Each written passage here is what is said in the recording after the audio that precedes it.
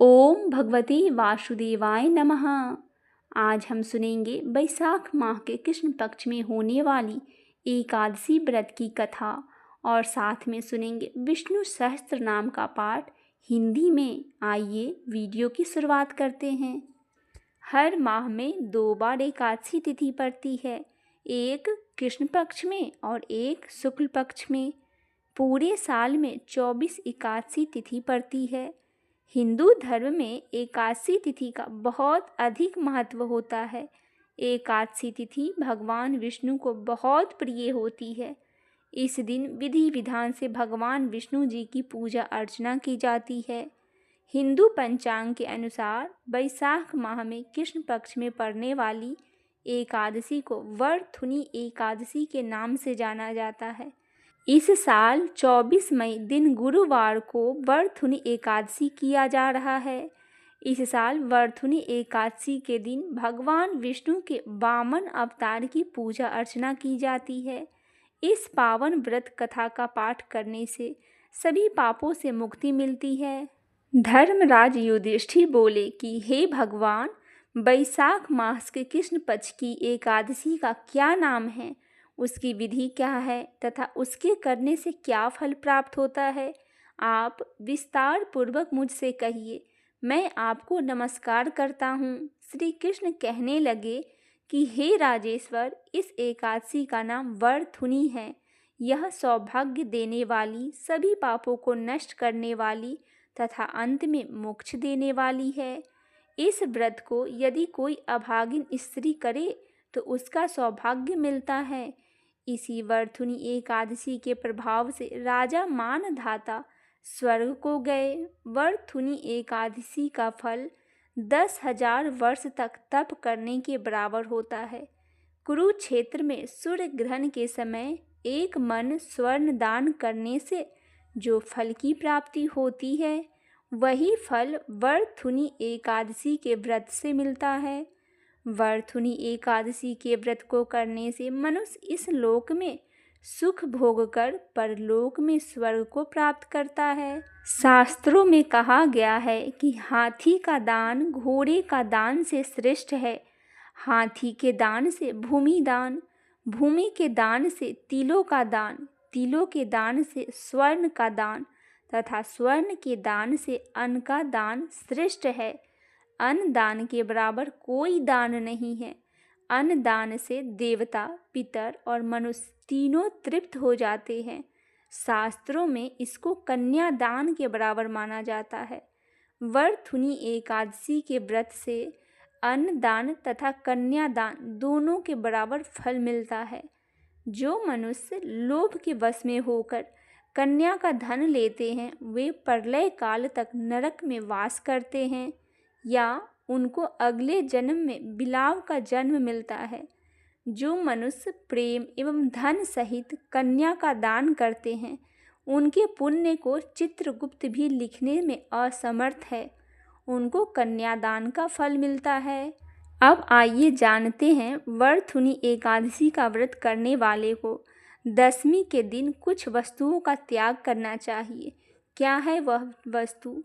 कांसे के बर्तन में भोजन नहीं करना चाहिए, मांस नहीं खाना चाहिए, मसूर की दाल नहीं खाना चाहिए, चने का साग, कोंदों का साग, मधु, शहद भी नहीं खानी चाहिए। दूसरे का अंत, दूसरी बार भोजन करना, स्त्री के साथ प्रसंग करना, ये सब कार्य हमें दशमी के दिन नहीं करनी चाहिए। व्रत वाले दिन जुआ नहीं खेलनी चाहिए। उस दिन पान खाना, दातुन करना, दूसरों की निंदा करना तथा चुगली करना एवं पापी मनुष्य के साथ बातचीत सब त्याग देना चाहिए। उस दिन क्रोध, मिथ्या भाषण का त्याग करना चाहिए। इस व्रत में नमक, तेल अथवा अन्न वर्जित है। हे राजन, जो मनुष्य विधिवत इस एकादशी को करते हैं, उनको स्वर्ग लोक की प्राप्ति होती है। अतः मनुष्य को पापों से डरना चाहिए। इस व्रत के महात्म्य को पढ़ने से 1000 गौदान का फल मिलता है। इसका फल गंगा स्नान के फल से भी अधिक है। बोलिए लक्ष्मी नारायण भगवान की जय हो। आइए अब सुनते हैं हम विष्णु सहस्त्रनाम स्तोत्र हिंदी में। हिंदू धर्म में 3 देवताओं को मुख्य रूप से पूजा जाता है। सृष्टि के निर्माता ब्रह्मा जी विध्वंसक के रूप में भगवान शिव को और सृष्टि के संचालक के रूप में भगवान विष्णु जी की पूजा अर्चना की जाती है। भगवान विष्णु को सृष्टि के पालनकर्ता के रूप में भी जाना जाता है। इनकी पूजा उपासना से मनुष्य के जीवन में सभी प्रकार की परेशानियां दूर हो जाती है। ईश्वर से जुड़ने का सबसे सरल और प्रभावी तरीकों में से एक है उनकी भक्ति के साथ श्लोक, स्तोत्र और मंत्रों का पाठ करना। विष्णु सहस्त्रनाम हिंदू धर्म में प्राचीन स्तोत्रों में से एक है। इसमें भगवान विष्णु के 1000 नामों के द्वारा उनकी आराधना उपासना की गई है। यह महाकाव्य महाभारत के एक भाग के रूप में है। इसे संस्कृत के विद्वानों ऋषि व्यास जी ने लिखा है, जो कि कालातीत महाकाव्यों के लेखक भी है, जिसमें अध्यात्म, रामायण, महाभारत, भगवत गीता, पुराणों और अन्य स्तोत्र भी शामिल है। विष्णु सहस्त्र नाम की पौराणिक कथा के अनुसार एक बार पांडवों में सबसे बड़े युधिष्ठिर धर्म को लेकर भ्रमित थे। वे भगवान श्री कृष्ण के पास गए। श्री कृष्ण जी ने युधिष्ठिर को गीता का ज्ञान देने के बजाय उन्हें युद्ध के मैदान में मृत्यु के शैया पर लेटे महान योद्धा भीष्म पितामह के पास ले गए, जो अर्जुन के बाणों से घायल थे। कृष्ण की सलाह पर युधिष्ठिर ने भीष्म पितामह से 6 सवाल के साथ जीवन के सभी पहलुओं पर मार्गदर्शन मांगा। अपने उत्तर में भीष्म पितामह ने, जिसने भी युधिष्ठिर को जीवन दान दिया है, उसके समक्ष सभी को समर्पण कर देना चाहिए। उनके 1000 नाम का ध्यान व्यक्ति को सभी पापों से मुक्त करेगा। और भीष्म ने भगवान विष्णु के 1000 नाम बताए। कुरुक्षेत्र युद्ध के मैदान में ऋषि व्यास और भगवान श्री कृष्ण इस क्षण के साक्षी थे। महाभारत के इस भाग को विष्णु सहस्त्र नाम कहा गया। विष्णु सहस्त्र नाम का महत्व इस प्रकार है। भगवान विष्णु जी को जीवन का संरक्षक कहा जाता है। विष्णु जी की आराधना में कई पवित्र श्लोकों का पाठ किया जाता है, जिसमें सबसे प्रभावी विष्णु सहस्त्र नाम स्तोत्र है। विष्णु सहस्त्र नाम स्तोत्र में विष्णु जी के 1000 नाम शामिल है। विष्णु सहस्त्र नाम स्तोत्र एक शोधक उद्धारकर्ता कहते हैं, निष्ठापूर्ण भक्ति के साथ नियमित रूप से विष्णु सहस्त्र नाम स्तोत्र का पाठ करना चाहिए, जो परम विश्वास के साथ भगवान की राह दिखाता है। विष्णु सहस्त्र नाम का पाठ करना या सिर्फ रोजाना सुनना हमारी मानसिक शांति और स्थिरता को बनाए रखने में मदद करता है। कोई भी व्यक्ति विष्णु सहस्त्र नाम स्तोत्र का पाठ रोजाना किसी भी समय अपनी सुविधा अनुसार कर सकता है, लेकिन इसे सूर्योदय के समय पढ़ना सबसे सर्वोत्तम माना जाता है। इस दौरान एक बात का अवश्य ही ध्यान रखें कि विष्णु सहस्त्र नाम स्तोत्र का पाठ करते समय तन और मन दोनों साफ होना चाहिए। सूर्योदय के समय पूरी श्रद्धा भाव से विष्णु जी और माता लक्ष्मी जी का आवाहन करते हुए इसका पाठ शुरू करें। कहते हैं कि सूर्योदय के समय इसका पाठ करने से भगवान विष्णु की कृपा हमेशा घर के सभी सदस्यों पर बनी रहती है। विष्णु सहस्त्र नाम पढ़ने का क्या फ़ायदा है, आइए जानते हैं। विष्णु सहस्त्र नाम स्तोत्र में भगवान विष्णु जी के 1000 नामों का उल्लेख है। इसमें जो श्लोक है वो व्यक्ति के लिए बहुत ही प्रभावशाली साबित होते हैं। इसमें जो श्लोक है वो व्यक्ति के लिए बहुत ही प्रभावी साबित होते हैं। प्रभु के 1000 नामों का ध्यान व्यक्ति के सभी पापों से मुक्त करता है।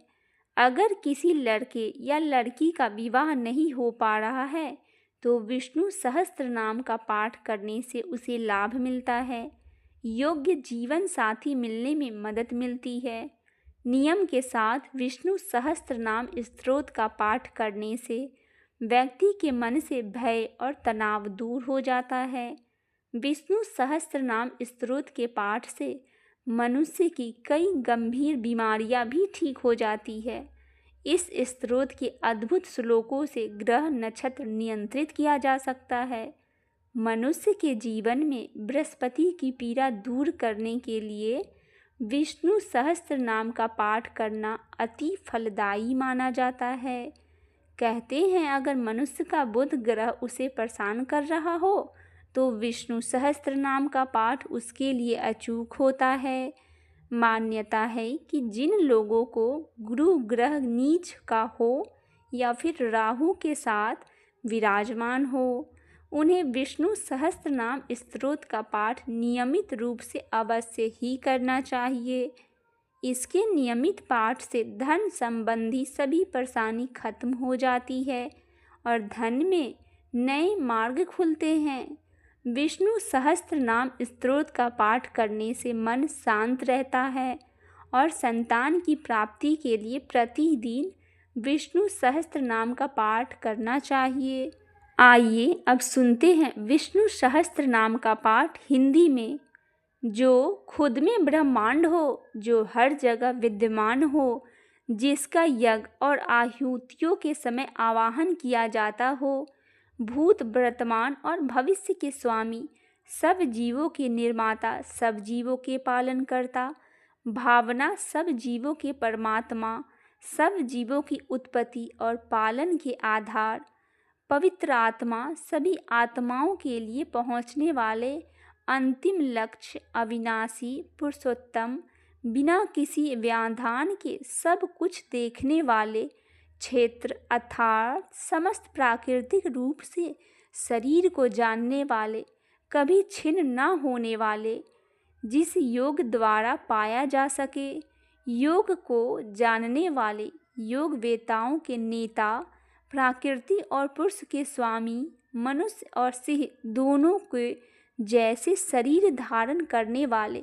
नरसिंह स्वरूप जिसके वक्ष स्थल में सदा श्री बसती है, जिसके केस सुंदर हो, पुरुषों में उत्तम, हमेशा सब कुछ जानने वाले, विनाशकारी या पवित्र, सदा शुद्ध स्थिर सत्य पंच तत्वों के आधार, अविनाशी निधि, अपनी इच्छा से उत्पन्न होने वाले, समस्त संसार का पालन करने वाले, पंच महाभूतों को उत्पन्न करने वाले, सर्वशक्तिमान भगवान जो बिना किसी के सहायता के कुछ भी कर सकते हैं, जो सबके ऊपर और स्वयं होते हैं, भक्तों के लिए सुख की भावना की उत्पत्ति करने वाले, आदिति के पुत्र वामन जिनके नेत्र कमल के समान हैं, अति महान स्वर या घोष वाले जिनका आदि और निधन दोनों ही नहीं हैं,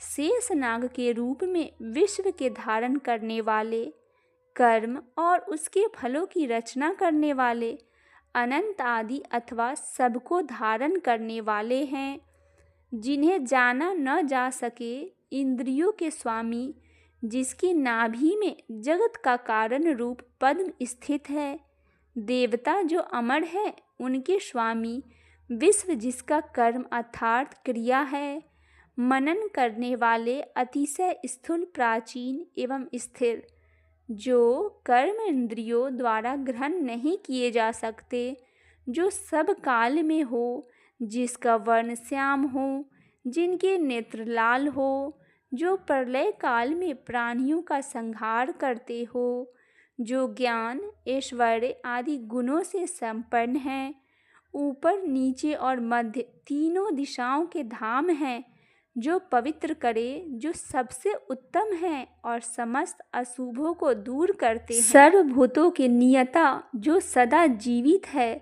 सबसे अधिक वृद्ध या बड़े हैं, सबसे प्रशंसनीय, ईश्वर रूप से सब प्रजाओं के पति, ब्रह्मांड रूप अंडे के भीतर व्याप्त होने वाले, पृथ्वी जिनके गर्भ में स्थित है, माँ अर्थात लक्ष्मी के धव अर्थात पति, मधु नामक दैत्य को मारने वाले, सर्वशक्तिमान धनुष धारण करने वाले, बहुत से ग्रंथों को धारण करने का सामर्थ्य रखने वाले, जगत को लांघ जाने वाले या गरुड़ पक्षी द्वारा गमन करने वाले, क्रमण करने वाले या कर्म वाले, जिससे उत्तम और कोई न हो, जो दैतिक ना दबाया जा सके, और प्राणियों के किए हुए पापों को पुण्य को जानने वाले, सर्वात्मक अपनी ही महिमा में स्थित होने वाले, देवताओं के ईश, दीनों के दुख दूर करने वाले,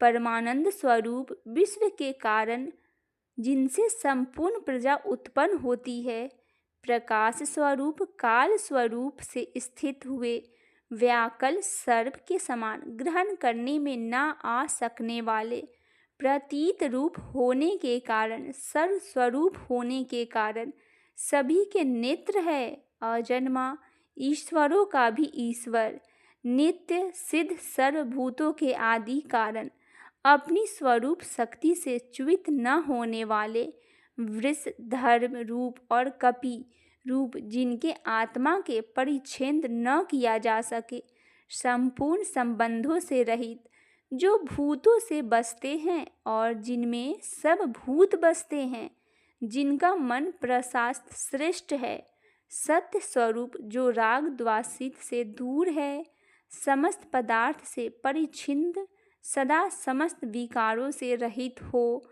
जो स्मरण करने जाने पर सदा फल देते हैं, हृदय कमल में व्याप्त होते हैं, जिनके कर्म धर्म रूप है, जिन्होंने धर्म के लिए ही शरीर धारण किया है, दुख को दूर भगाने वाले, बहुत से सिरों वाले, लोकों का भ्रमण करने वाले, विश्व के कारण, जिनके नाम सुनने योग्य है, जिनका मृत अर्थात मरण नहीं होता हो, जिनका आरोह पर वर है, जिनका तप महान है, जो सर्वत्र व्याप्त है, जो सर्वत्र है, जो भानु भी है, जिनके सामने कोई सेना नहीं टिक सकती, दुष्ट जनों को नरक आदि लोकों में भेजने वाले, वेद रूप वेद जानने वाले, जो किसी प्रकार के ज्ञान से अधूरा न हो, वेद जिनके अंग रूप है, वेदों को विचारने वाले, सबको दिखने वाले,